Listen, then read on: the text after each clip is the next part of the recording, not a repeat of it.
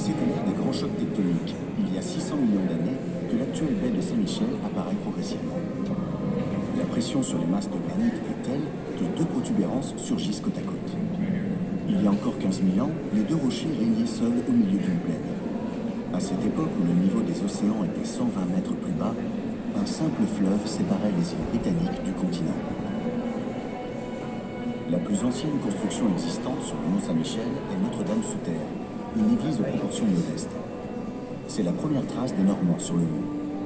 Elle sera recouverte par des constructions postérieures et se trouve aujourd'hui sous la terrasse ouest. Datée au carbone 14 de 970, elle est l'aboutissement d'une des plus fulgurantes conquêtes que l'Europe n'ait jamais connue. À l'aube d'un nouveau millénaire, les travaux débutent au mont. Ce projet sera d'une audace exemplaire pour le Moyen-Âge.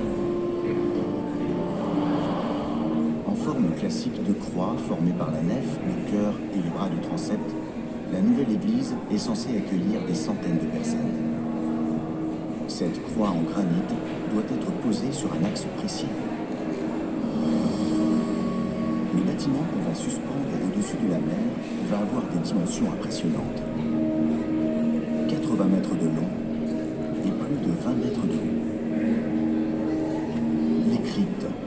Voilà la réponse que trouvent les bâtisseurs pour gagner du terrain sur le vide et créer les fondations pour la future église. Du côté ouest, la tâche est simple. On se sert de l'église Notre-Dame-sous-Terre qui existe déjà.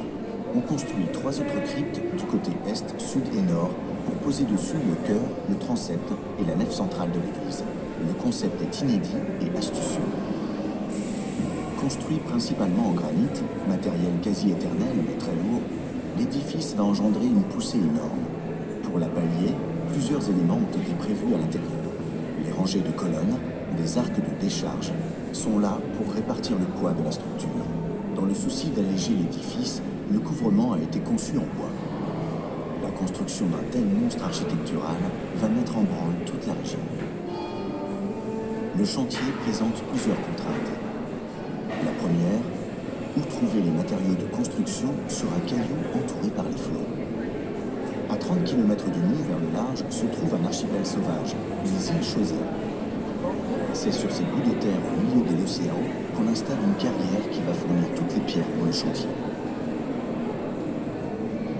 Ces marques étranges, gravées dans les pierres avec lesquelles le Mont Saint-Michel est construit, ne sont pas des signes cabalistiques, mais un système qui permet de comptabiliser le travail de chaque tailleur. Les ouvriers sont payés pour le nombre de pièces taillées. Celui qui travaille plus gagne en conséquence. Les tailleurs sont les aristocrates du chantier, car tout le travail est organisé autour de la pierre.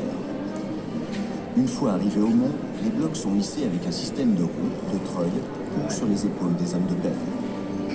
On fait tenir les blocs ensemble avec du mortier préparé par des morteliers avec du sable, de la chaux et de l'eau.